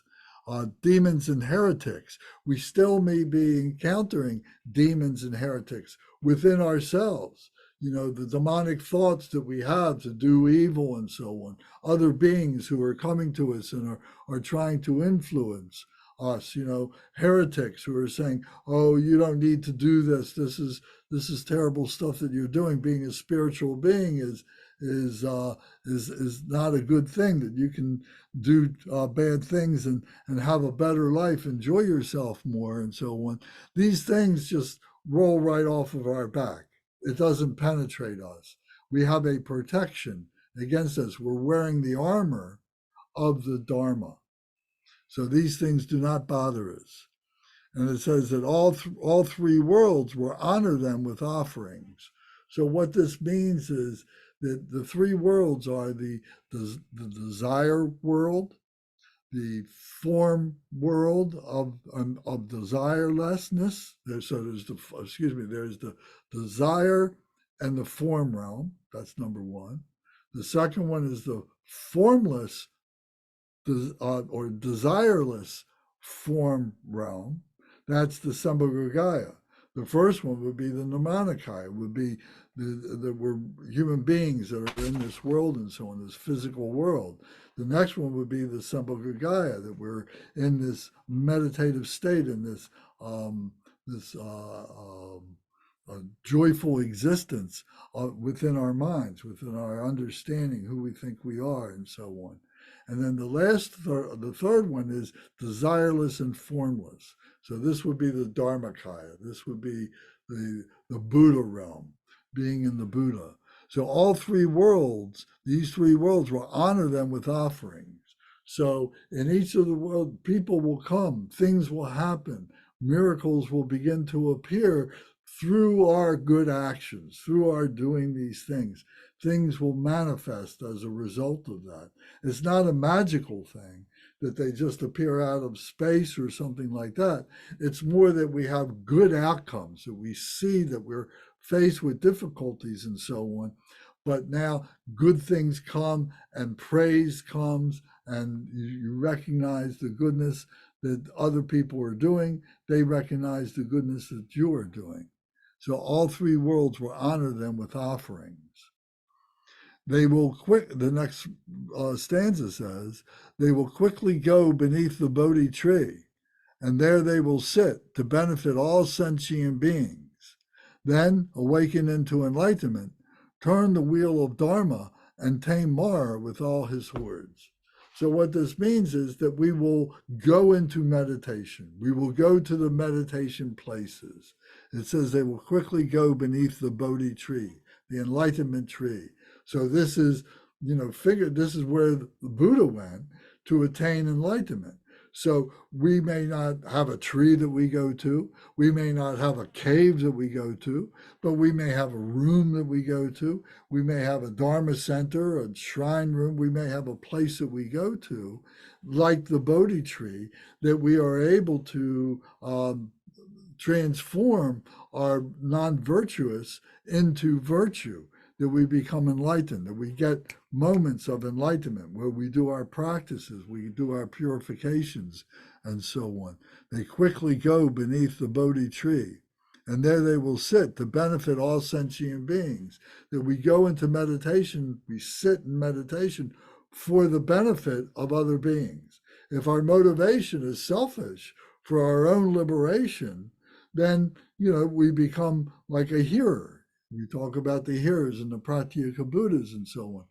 It's a selfishness of spiritual pride that we are becoming spiritual, but we're not helping other beings. But if we're doing this for the benefit of other sentient beings, this is the life of a bodhisattva. Then we awaken into enlightenment, we cross over into liberation, we turn the wheel of Dharma. We turn the wheel of Dharma for ourselves, that we become the four noble truths. We recognize the Four Noble Truths, the Eightfold Path. We recognize the life of the Bodhisattva, of the Paramitas, the Prajna Paramitas, and we realize the wisdom of the Buddha mind, what the Buddha mind is. We become recognize that. We begin to see that. We begin to see this wisdom rising up from within ourselves, that this wisdom coming from our true Buddha nature and so on. So turning the wheel of Dharma, that we're turning this wheel for ourselves. It's that wheel that we talk about, the spiral. And now we're going up a notch. We're going up another notch. We're going up another notch. That turning of the wheel of Dharma is going through that spiral, going up and up and up and up. And tame Mara with all his hordes. So Mara is that demon within ourselves that is finding all these different ways of promoting our grasping, our attaching, our clinging to our non-virtue, to our body, speech, and mind in a negative way, and that we are manifesting that all in a negative way rather than a spiritual way, rather than a positive way, and so on.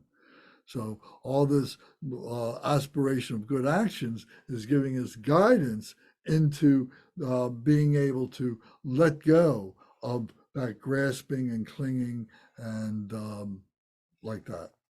So does anybody have any questions about anything that I just talked about? The benefits, the aspirations? Have you seen this in your own life in the past year, past 2 years, in the past time you've been reading this? Has this been helpful to you in any way?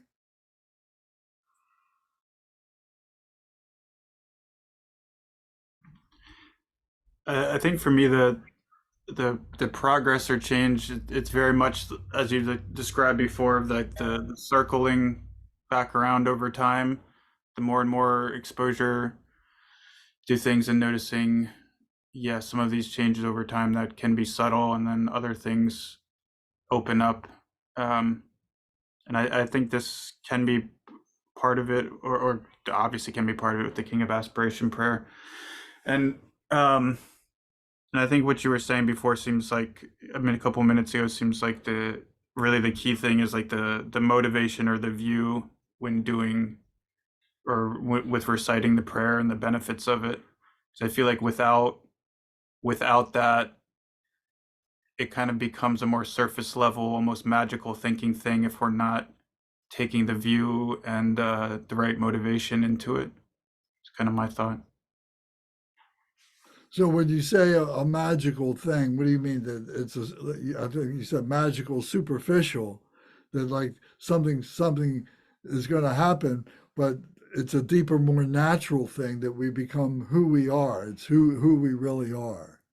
Is that Yeah. That without the I mean, I don't know if this is right. This is just how I'm thinking about it, but without the bodhicitta, the motivation for the help with to be, you know, freeing other beings and serving other beings, and then also I think with like the view and the view of emptiness, that yeah, without that, I think it can be surface in the sense of like, okay, well, all I got to do is I can just say the words of this prayer, and then like, you know, somehow all of, you know, some magic transformation is going to happening when it doesn't have like the roots and like the practice and in that kind of context, I guess. right? Yes, that's what I was trying to get at. Yes, very good. So it's not just a abracadabra and everything changes.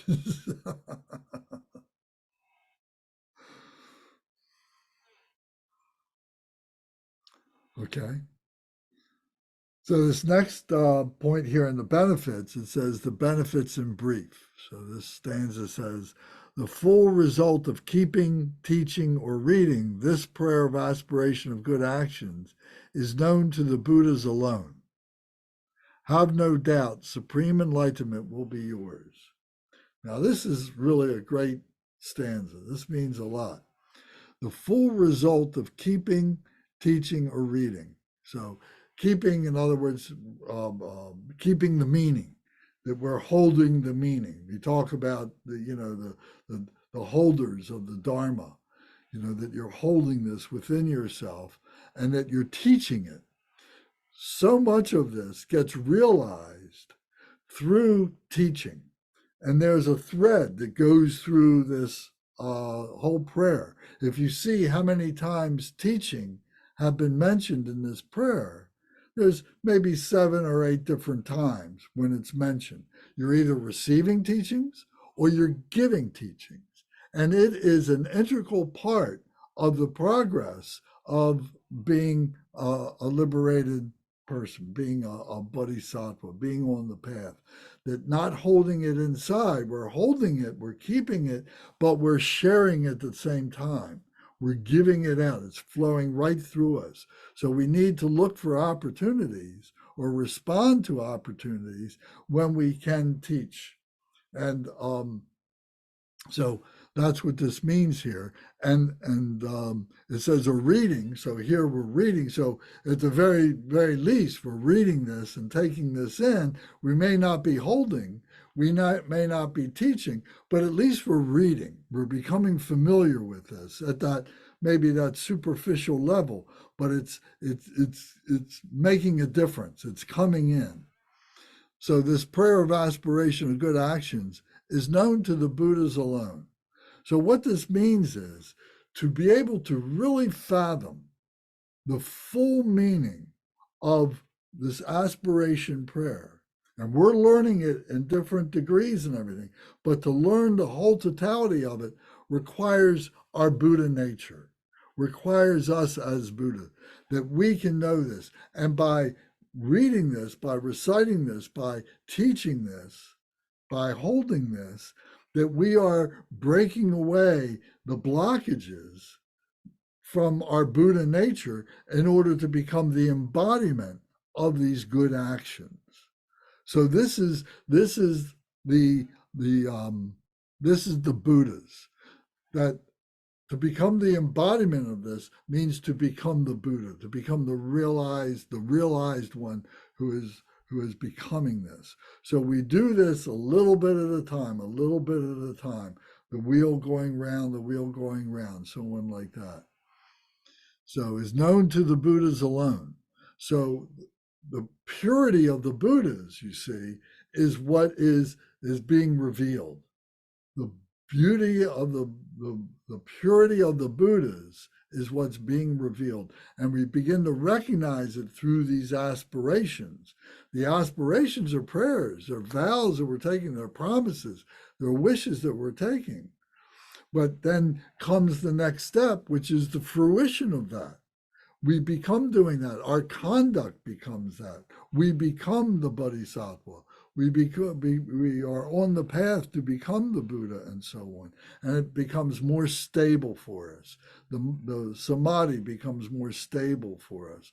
The heart mind becomes more stable. All these different ideas, all these different concepts become more stable within us to know what they are leading to and so on. So it's known to the Buddhas alone.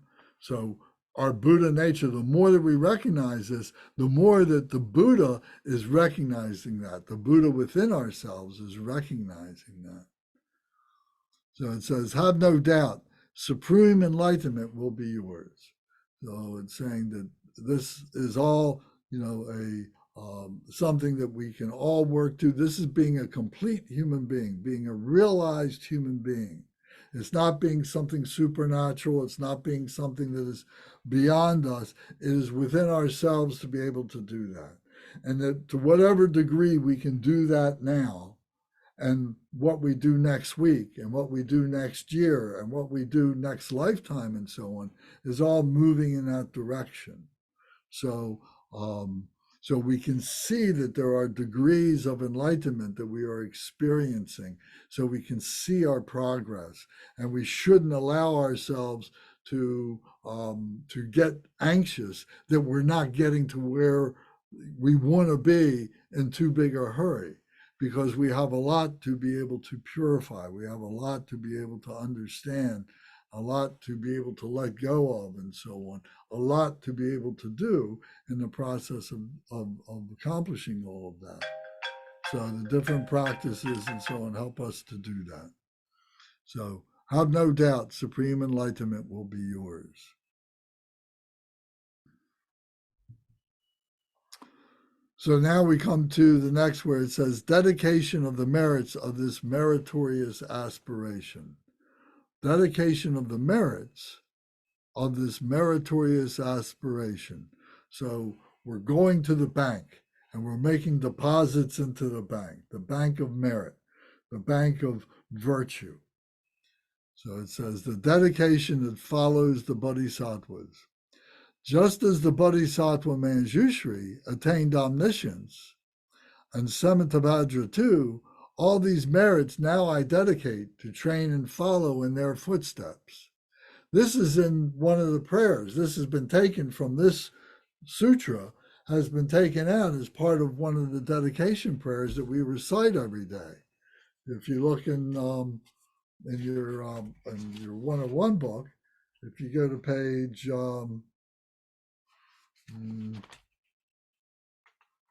19 of my book, the dedication prayer and the lineage dedication prayer, page 19 in the middle, it says, as Manjushri, the warrior, realized the ultimate state, and as did Samantabhadra, I will follow in their path and fully dedicate all the merit for all sentient beings.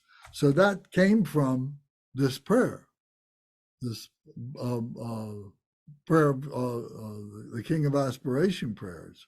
So what it's saying is the Bodhisattva Manjushri attained omniscience. Omniscience means all-knowing, just as Manjushri realized that, who is the Bodhisattva of wisdom. The the wisdom of the phenomena, the relative, and the wisdom of the absolute. So understanding, knowing both of these, the omniscient one, all the Buddhas are omniscient, and Manjushri is the bodhisattva of being a human being, who is that aspect of us that we need to do to develop our wisdom, our prajna paramita, in order that we may become omniscient. So he represents that. He's the youthful one who is like in school, who is learning all these things and so on. And Samantabhadra too. So Samantabhadra, the Bodhisattva Samantabhadra, I said, is devotion. So it's devotion that is keeping us moving forward, the devotion that is keeping our wheels on the track.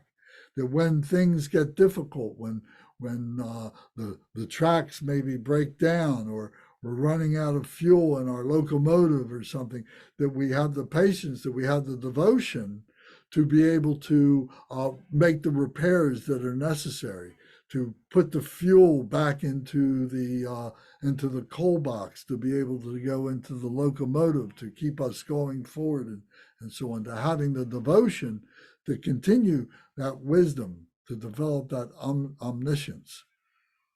So in Samantabhadra 2, all these merits now I dedicate to train and follow in their footsteps. So all these merits now I dedicate to train. I'm dedicating to train and follow in their footsteps. Then you could say ... for the benefit of the enlightenment of all other beings. So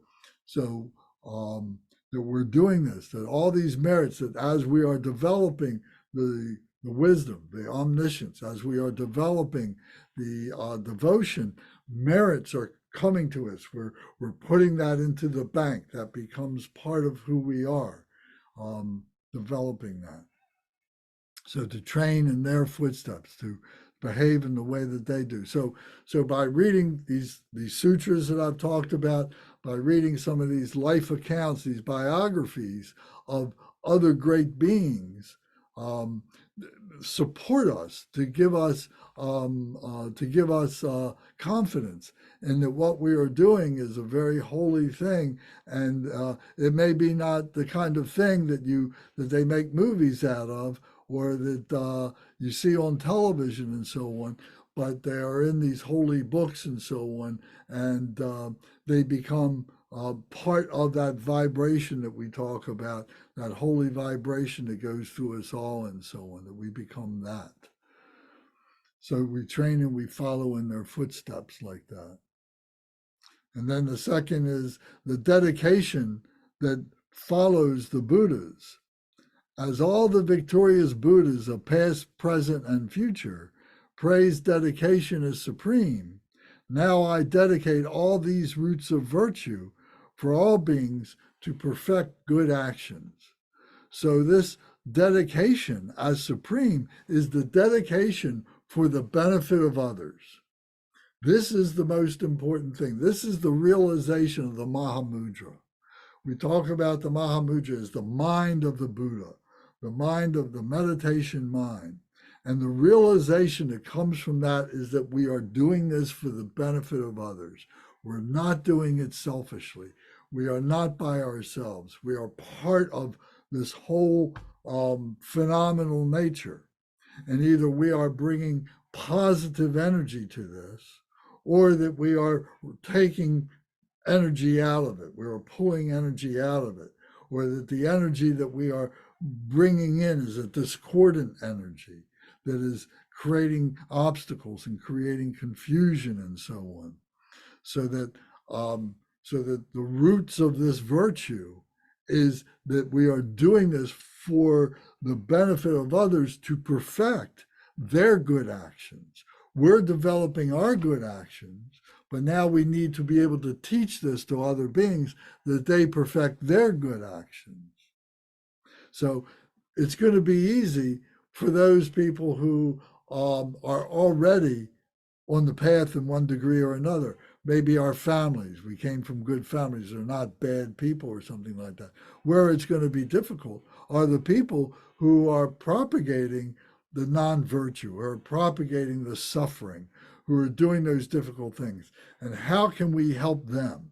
Do we go and be in those places with them? You know, well, maybe there might be a time when we have an opportunity to do that. Maybe we're born into that kind of situation. Maybe we have perfected to such a level that when we are reborn, we're reborn as a Buddha is reborn in the hungry ghost realm, or reborn in the hell realms, or be reborn in the animal realm, to be there to help those beings. You know, so, but what we can do in order to get to those higher levels is now to be able to do it from our heart, to be developing these practices, that we are sending these heart vibrations from our heart to these beings who are all around the world, that we'll never meet physically, but we know that they're there.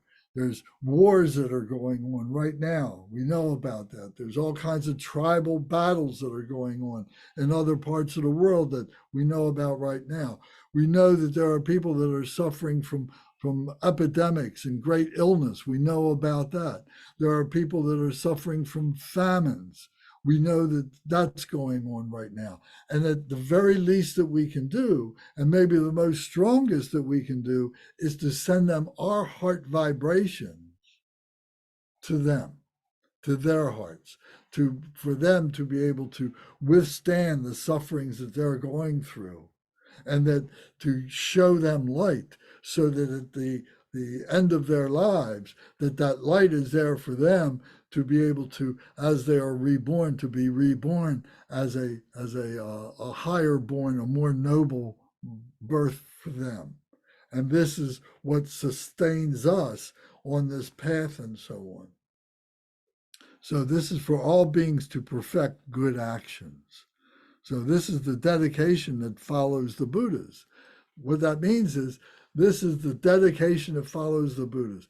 The Buddhas do this as who they are. There's no motivation for them to do this. They have already realized the motivation. That was done at the bodhisattva level. Now, all they are doing is radiating this light for them. This is the same as the sun. When we say the sun isn't thinking about the light and the energy that it's sending out, it's just doing it. The Buddhas are just doing it. So this dedication that follows the Buddhas means that we are receiving this Buddha's light, and is giving us cause to be able to develop, to cultivate our dedication. So the follows the Buddhas. We're inspired by the Buddhas. And our dedication is following that.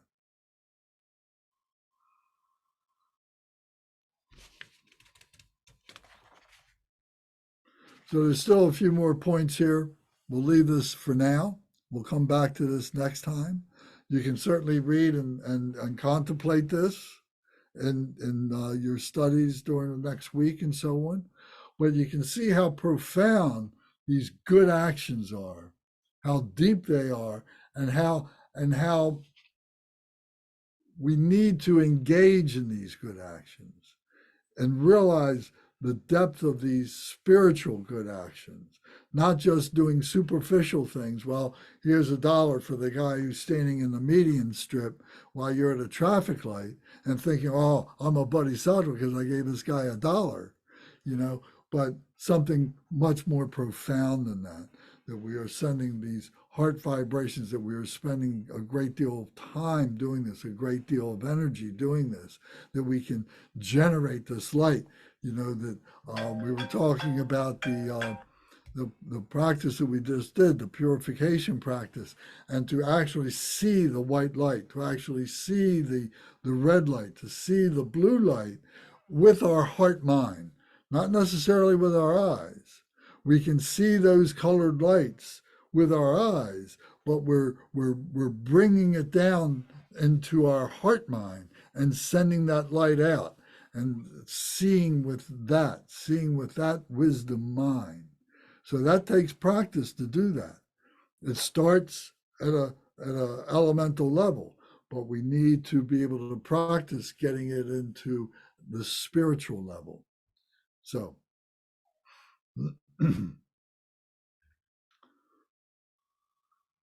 any other questions or comments? So I hope this helps as you're reading this. You begin to reflect more and more on this. It begins to make more and more sense to you. And if you've missed any of the past things that we've talked about, you know it's on YouTube. And it might be the best 2 hours you spend on listening to it again or listening to it for the times that you missed. So, what we say is not as great as what it triggers within your own intellectual mind and your heart mind. All these things, are very small. My ability to be able to convey these things is very small, but they're keys into locks that open something up that's much greater than this. So giving yourself the opportunity to do these things is magnificent. What better thing do you have to do?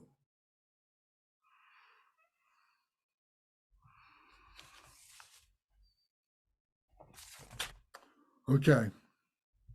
So now we'll do our dedication prayers, unless somebody has some thoughts or comments you'd like to make.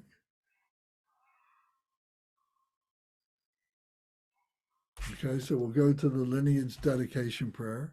And in this prayer, you'll hear several of the other prayers that we've been talking about, that have come from the sutras.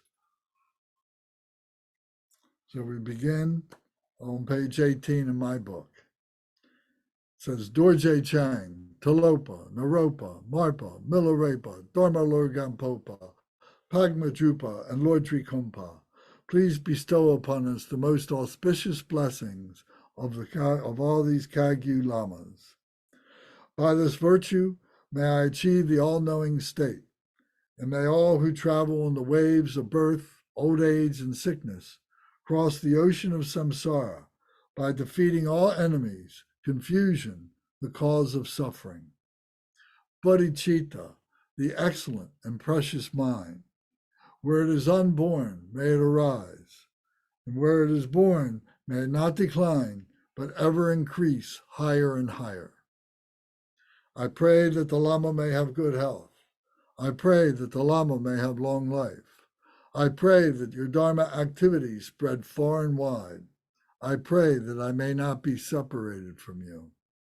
As Manjushri, the warrior, realized the ultimate state, and as did Samantabhadra, I will follow in their path and fully dedicate all the merit for all sentient beings. By the blessing of the Buddha who attained the three kayas, by the blessing of the truth of the unchanging Dharma as such, by the blessing of the indivisible Sangha order, may the merit I share bear fruit. By the virtues collected in the three times, by myself and all beings in samsara and nirvana, and by the innate root of virtue, may I and all sentient beings quickly attain unsurpassed, perfect, complete, and precious enlightenment. May the teachings of the great Trikumpa Ratna Shri, who is omniscient, Lord of the Dharma, master of interdependence, continue and increase through study, practice, contemplation, and meditation until the end of samsara. Om, Ah, Hum. Om, Ah, Hum. Om, Ah, Hum. May my body, speech, and mind become inseparable with the body, speech, and mind of all the enlightened ones for the benefit of all sentient beings. Thank you all very much. Thank you again, Lance. Thank you, Lance. You're welcome. Take care, everyone. Thank you. See everyone tomorrow. Yes, tomorrow.